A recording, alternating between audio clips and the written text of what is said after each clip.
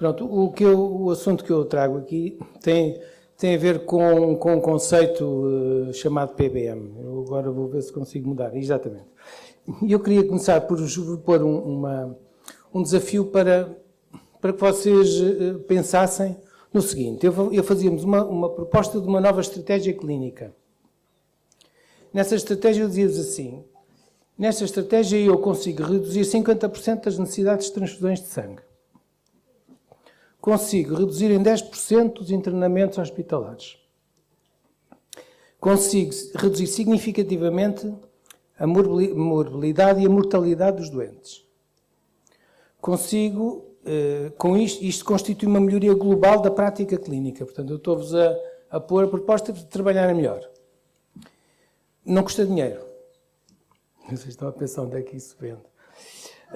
Não aumenta o volume de trabalho. Atenção que esta parte também é importante. Gera um benefício económico de 68 milhões de euros por ano em Portugal, se for aplicado. Isso é só coisas boas. Onde é que há disso? Baseia-se numa evidência científica, portanto não vos estou a pedir que façam nada desonesto, antes do contrário, e constitui uma obrigação ética. Vocês dizem, bom, então, onde é que isso se vê? Não, o que é que eu tenho que fazer? O que é preciso? Aprender só alguns novos conceitos, eu ponho novos porque eles não são novos, são conceitos que existem.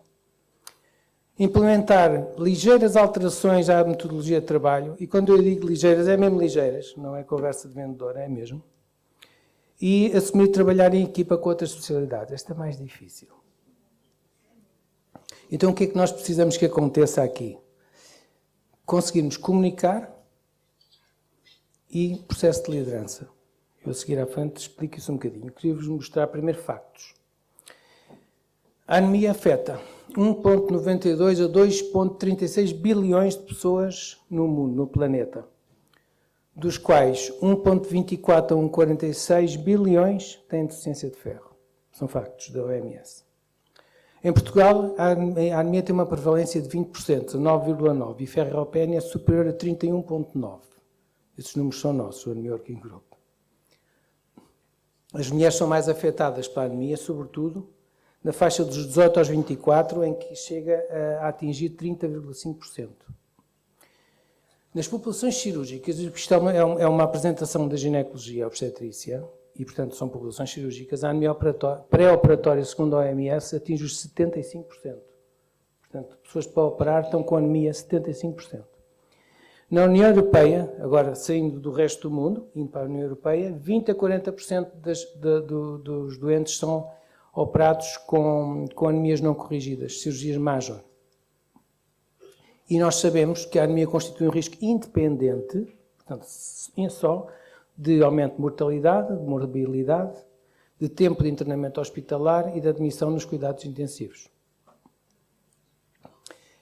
Mas a anemia, tal como a déficit de ferro durante a gravidez, está associado a eventos diversos ligados ao recém-nascido, como o baixo peso ao nascer, a infecção neonatal, o internamento em cuidados intensivos neonatais, o parto pré-termo e aumento da mortalidade perinatal. Também são factos, são até agora. Também sabemos outra coisa, que a probabilidade transfusional, portanto a probabilidade do doente que eu estou a operar ser transfundido, depende da hemoglobina pré-operatória. E aqui neste gráfico vê-se que se eu não faço asneira, não. Se eu tiver aqui um valor de 90% de hemoglobina abaixo de 11, a probabilidade transfusional é de 90%. Eu acho que estou a acertar, é ali. Mas se eu, por exemplo, tiver 13, já estou nos 20. Portanto, há um decréscimo acentuado da probabilidade transfusional à medida que eu melhoro as condições da anemia. A anemia, tanto a transfusão e a mortalidade, a transfusão não diminui a mortalidade, consoante prova este gráfico deste trabalho. E a transfusão é um risco evitável e 97,4% das transfusões dependem da anemia pré-operatória, das perdas intraoperatórias e do limiar transfusional, a partir do qual nós decidimos transfundir. Então, o que é esta história do PBM? Começando o início da minha apresentação. Basicamente é uma coisa muito simples, é fazer as medidas apropriadas e isso são medidas apropriadas, são medidas clínicas, lógicas e sustentadas cientificamente, com o objetivo de proteger e gerir o sangue do próprio doente. Portanto, o próprio doente, o sangue dele é valioso a este ponto, de forma individualizada às suas necessidades. Basicamente isto. É um conceito clínico, e não esquecendo, é um conceito de liderança e de comunicação. E digo isto porque a comunicação implica que os serviços têm que falar uns com os outros, ou os médicos falar uns com os outros entre especialidades, e a liderança tem que ser uma liderança clínica, porque a liderança gestionária que faz a gestão das unidades de saúde, da administração das unidades de saúde, só vai olhar para os 68 milhões, que isto lhe pode dar lucro, não vai perceber os benefícios clínicos e, portanto, vão virar o interesse de implementar a PBM, e o nosso trabalho aqui é não deixar que isso aconteça. É fazer bem e, por acaso, até dar dinheiro, e não o contrário. Então, porque dá dinheiro, vamos fazer assim. Estão a perceber a lógica? E às vezes nós próprios médicos deixamos de embalar nesta conversa. Isto é um problema de liderança e de uma questão de liderança clínica. Ora, o PBM é um conceito baseado na evidência, é de natureza multidisciplinar, porque envolve várias áreas do saber. Tem que se perceber que transfundir um doente deve ser mesmo a última opção terapêutica, e isto está descrito, ou pelo menos fundamentado, classicamente em 3 pilares. Os 3 pilares é o da otimização eritrocitária, minimização de perdas e otimização de tolerância à anemia. Vou explicar cada um deles de uma forma mais ou menos rápida. O primeiro é rastrear, diagnosticar e tratar a anemia e a deficiência de ferro, ou seja, sermos sensíveis para quando nos chega a doente ao pé de nós estarmos atentos a esta situação. O segundo é tratar previamente as causas subjacentes, previamente à cirurgia. Porque se eu vou tratar a causa na cirurgia, ora bola, já estou a operar os tais 75% de população pré-cirúrgica. Aqui uma chamada de atenção que os doentes oncológicos têm uma prevalência de 26% a 53%, chegando aos 75% em doentes com tumores sólidos, a anemia. E muitas doentes cirúrgicas sofrem de anemia adquirida no hospital, atenção, particularmente nas UCIs, onde chega a ser 100%, basicamente, ao fim de 7 dias de internamento numa UCI. E, afinal de contas, a anemia e o déficit de ferro até não são complicadas de detectar e, às vezes, até é muito fácil de tratar. A segunda é a minimização de perdas, aqui mais para os ginecologistas. Nós sabemos, e está aprovado e está descrito, que as técnicas de eletrocirurgia bipolar reduzem significativamente a hemorragia. Que o volume de perdas hemáticas durante a cirurgia é um importante indicador de qualidade cirúrgica, e nós temos de dizer isto aos internos. Perder pouco sangue é sinal que eles a trabalhar bem, que às vezes a gente esquece de dizer.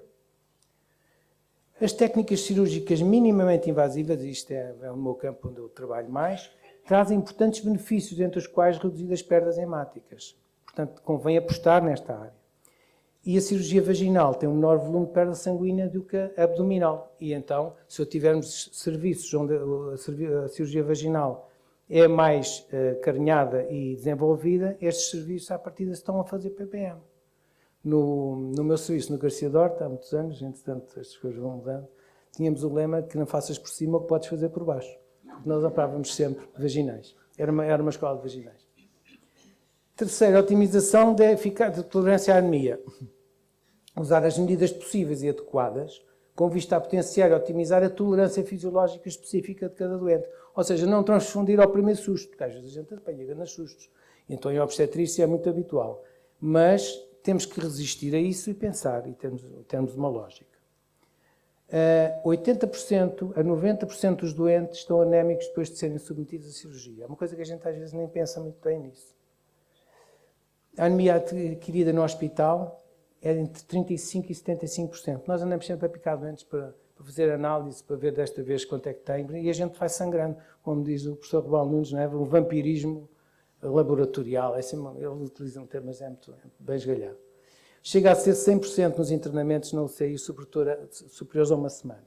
E o objetivo do PBM não é reduzir a transfusão sanguínea ou restringir o uso, é usar de uma forma racional e pensar o seguinte: a transfusão é um transplante, porque não é um medicamento. O sangue é um tecido. A transfusão tem riscos elevados. Nós não transfundir não é uma coisa que se faça de ânimo leve. Não soluciona a causa, não interrompe a hemorragia, está associado ao aumento de morbilidade, tempo de internamento hospitalar, infecção associada aos cuidados de saúde e à mortalidade. e tem benefícios clínicos e benefícios económicos. Este estudo dos 68 milhões que eu vos disse é um estudo que o Anemia fez com a Exigo e que, anda para trás, e que mostra aqui que existe um benefício, uma redução de 50%, mais de 50% de transfusões, isto é uma estimativa para o país, com menos de redução de dailies, com 10,3% menos de internamentos e o benefício de 67,7 milhões. Portanto, os nossos administradores vão gostar desta parte, nós temos que pensar que tudo mais do resto é o que interessa. Também o PBM está suportado por orientações e por suporte legislativo, através da Organização Mundial de Saúde, do Serviço Nacional de Saúde, vem Diário da República, inclusivamente há uma resolução da Organização Mundial de Saúde, da Assembleia Mundial de Saúde, de 2010, 2010, não é? E fala no PBM, e existe a necessidade urgente, este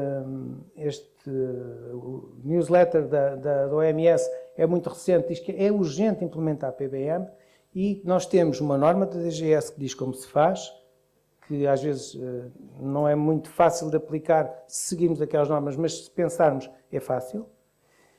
E a Assembleia da República, em outubro de 21, há um ano, precisamente agora, fez uma resolução que diz vamos implementar o Dia Nacional da Anemia, 26 de novembro, por isso é que nós estamos aqui hoje, amanhã, o Dia Nacional da Anemia, e que temos que fazer tudo para criar uma estratégia para prevenção e tratamento da anemia, onde se inclui este conceito de PBM. Portanto, esta questão do PBM é uma evidência científica, é um forte argumento económico e é uma obrigação ética. Nós devemos medir se estamos a fazer ou não fazer um PBM. Eu não vou demorar muito aqui, mas há várias formas de o medir. Inclusivamente no EPO tem umas formas muito interessantes que a doutora Idalina já mostrou como é. E, portanto, era importante quando fazemos qualquer coisa, medirmos essa qualquer coisa para saber se estamos a fazer bem. E, portanto, isto é de um programa australiano que é muito bem sucedido. Isto são ideias que podemos utilizar para medir o PBM quando os fazemos nas nossas unidades hospitalares. E, no fundo, em resumo, o que é que podemos fazer e como é que podemos fazer. Estar alerta para o problema da anemia pré, intra e pós-hospitalar. Sensibilizar os colegas e doentes para este problema. E é isso que nós estamos aqui a fazer com o Anemia Working Group. Corrigir a anemia logo desde o início. Não deixar atrasar um problema da anemia à espera de resolver o problema. Vamos corrigir. Não operar doentes anémicas ou ferropénicas. Podemos esperar, porque não esperar e operá-las não anémicas ou não ferropénicas. Solicitar as colheitas estritamente necessárias para não vampirizarmos as doentes. Usar técnicas cirúrgicas com menor repercussão na perda de sangue. Se formos responsáveis por decisões nos nossos serviços, optamos por desenvolver e ensinar aos mais novos as técnicas menos sangrativas, sempre com aquele princípio, o sangrar menos está mais bem feito. Se podemos utilizar umas técnicas, usamos, e se não devemos atrasar outras, usamos. Compreender os nossos indicadores e percebemos como é que podemos medir isto. Colaborar com os outros serviços no sentido de se implementar o PBM. E quem são os outros serviços? Patologia clínica, imunohemoterapia, anestesiologia. E depois a especialidade cirúrgica e a medicina interna às vezes também é necessário, mas pronto, aqueles três são os nucleares e depois a especialidade cirúrgica que vai operar o doente. Divulgar os nossos sucessos, que é importante, e partilhar as nossas dúvidas. E não esquecer que isto é um problema de liderança e de comunicação. E é aqui que reside. Quando conseguimos liderar o processo e comunicar entre nós, vamos conseguir fazer PBM. Muito obrigado.